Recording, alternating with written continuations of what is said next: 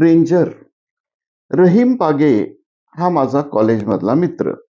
आम्ही दोघे कायम एकाच बाकावर बसत असू. गप्पा मारायच्या, प्राध्यापकांची नक्कल करायची, लेक्चर चुकवून सिनेमे बघायचे, हॉटेलमध्ये चहा घ्यायचा आणि कॉलेजच्या बागेत फिरायचं. सगळी मजाच मजा असायची. रहीमच्या घरी आम्ही कायम जात असू. त्यांच्या घरी नेहमी आमचं चहा पाणी, नाश्ता, जेवण वगैरे असायचं. तो आमच्याबरोबर मंदिरात सुद्धा यायचा. जातीनं मुसलमान असून सुद्धा मंदिरात आल्यावर तो म्हणायचा, तुमच्या देवळात आल्यावर काय काय करायचं ते सांगा, नाहीतर तुमचा देव रुसायचा. अरे, तू काळजी करू नकोस. फक्त देवाला फुलं घाल आणि हात जोडून डोळे मिटून नमस्कार कर. देवाला मान्य होईल. मी त्याला समजावत असे. मग तो मी सांगेल तसं करायचा. डोळे मिटून हात जोडायचा. कुणाला कशाची आवड तर कुणाला कशाची. रहीमला व्यायामाची खूप आवड होती. पॅव्हेलियन बघितलं की तो खुश व्हायचा. पॅव्हेलियनच्या बाहेर लावलेल्या बॉडी बिल्डरांची पोस्टर्स बघत राहायचा आणि म्हणायचा, मानकर, मसल बघितलंस काय मसल? आमच्या मित्रापैकी कोण त्याच्याशी हस्तांदोलन करत नसे, कारण त्याच्या हातात हात दिला की हातातली कळ मेंदूला जायची. रहीमचे वडील फॉरेस्ट ऑफिसमध्ये क्लार्क होते. रहीमनं रेंजर व्हावं असं त्यांना वाटायचं. त्यामुळं ज्या वेळी रेंज फॉरेस्ट ऑफिसरच्या मुलाखती असायच्या, त्या ठिकाणी त्या वेळी रहीम त्या मुलाखतींना हजर असायचा. पण त्याला आतापर्यंत यश आलं नव्हतं. एके दिवशी तो असाच एकदा रेंज फॉरेस्ट ऑफिसरच्या इंटरव्ह्यूला गेला होता. त्यामुळं 2 दिवस त्याला कॉलेजमध्ये येता आलं नाही. तिसऱ्या दिवशी तो कॉलेजमध्ये आला. प्राध्यापक बांदिवडेकर सरांचा रसायनशास्त्राचा तास होता. सर हजेरी घेत होते. रहीमचं नाव आल्यावर सर थांबले आणि म्हणाले, रहीम पागे, तुम्ही 2 दिवस कॉलेजला नव्हता. कारण काय? सर, माझा रेंज फॉरेस्ट ऑफिसरचा इंटरव्ह्यू होता. रहीम म्हणाला. ओके ओके, सर म्हणाले. काय झालं इंटरव्ह्यूत? सर, माझं सिलेक्शन झालं की नाही मला माहित नाही, रहीम म्हणाला. बेटर लक नेक्स्ट टाइम. बसा, सर म्हणाले. रहीम जागेवर बसला. 1-2 दिवस असेच गेले. बांदिवडेकर सरांचाच तास सुरू होता. रहीम आणि मी नेहमीप्रमाणे एका बाकावर बसलो होतो. रहीम मला हळूहळू आवाजात मुलाखतीमधल्या गमती जमती सांगत होता. मी मात्र सरांच्या लेक्चरकडे लक्ष आहे असं दाखवून त्यांचं किस्से ऐकत होतो. मिस्टर पागे, स्टँड अप. सर एकदम ओरडले. काय चाललंय तुमचं? रहीम उभा राहिला. म्हणाला, काय नाही सर. तुमचं वर्गात लक्ष नाही. तुमची नोटबुक घेऊन इकडे या. सरांनी ऑर्डर सोडली. रहीम वही घेऊन सरांच्याकडे गेला. सरांनी वही बघितली आणि जास्तच भडकले. एक तर तुमचं वर्गात लक्ष नाही. तुम्ही गप्पा मारताय आणि वहीत तर एक अक्षरही लिहून घेतलेलं नाही. रहीम काही बोलला नाही. तो खाली मान घालून उभा राहिला. रहीम काही बोलत नाही म्हटल्यावर सरच सर्व वर्गाला उद्देशून म्हणाले, डिअर स्टुडंट, एक आनंदाची बातमी आहे. मिस्टर पागे is selected as range forest officer. ते ट्रेनिंगला चाललेत. आपण त्यांना निरोप समारंभ करूया. त्यांना शुभेच्छा देऊया. उद्या मिस्टर पागे निरोपाचं भाषण करतील. पागे, जा, टेक युअर सीट. सर्व मुलं, मुली रहीमकडं आणि सरांच्याकडं आश्चर्यानं पाहत होते. सर असं काही बोलतील याची कुणालाच कल्पना नव्हती. रहीम तर गोरामोरा झाला. घाम पुसतच आपल्या जागेवर जाऊन बसला. दुसरा दिवस कसा जाईल याची सर्वांना उत्सुकता होती. बांदिवडेकर सर वर्गात आले. आल्या आल्या त्यांनी हजेरी घेतली. विषयाचं नाव, घटकाचं नाव, फळ्यावर काहीच लिहिलं नाही.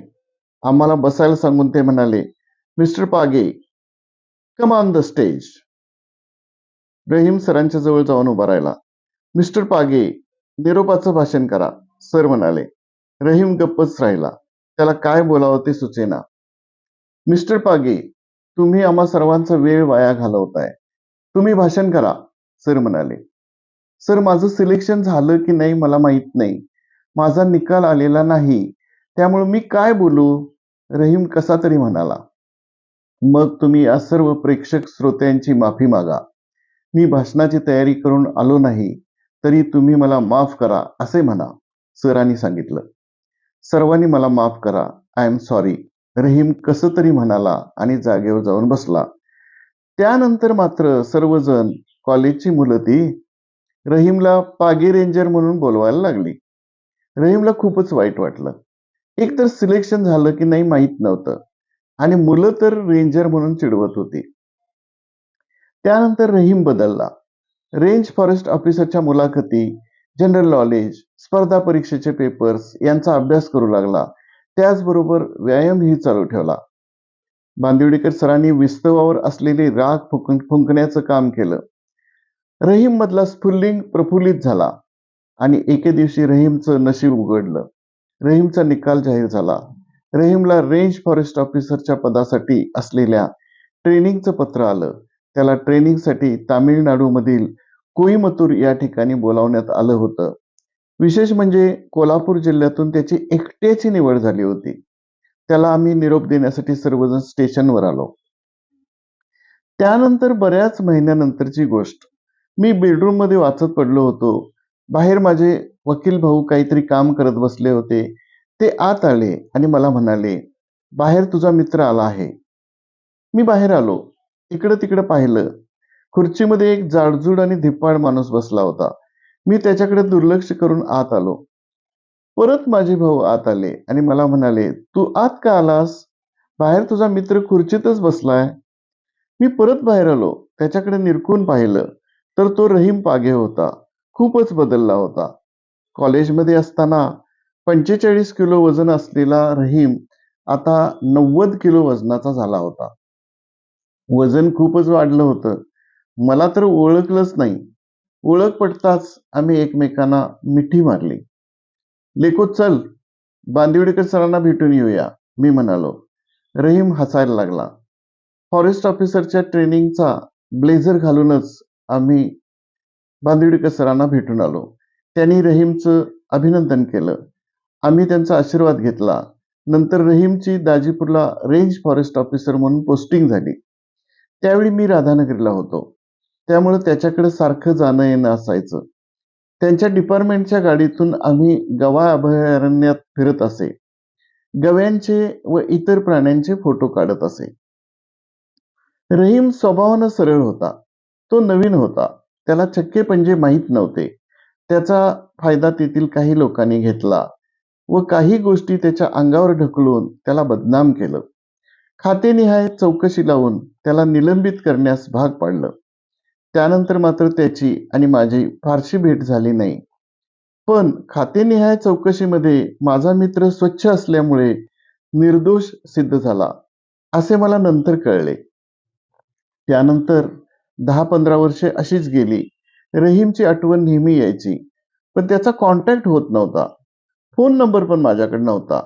काय करावं कळत नव्हतं आणि एके दिवशी एक फॉरेस्ट ऑफिसमधला माणूस मला बोलवायला आला. सर, तुम्हाला सब डीओफओ साहेबांनी हत्तीमहाल इथं ऑफिसमध्ये बोलवलं आहे, तो माणूस म्हणाला. कोण सब डीओफओ? काय काम आहे त्यांचं माझ्याकडं? मी विचारलं. मला काय माहित नाही सर. त्यांनी तुम्हाला घेऊनच या असं सांगितलंय, तो म्हणाला. मी त्याच्याबरोबर त्यांच्या ऑफिसमध्ये पाय टाकला आणि आत पाहतच राहिलो. माझा मित्र रहीम पागे सब डीओफओच्या खुर्चीत बसला होता आणि माझ्याकडे पाहून हसत होता. धन्यवाद.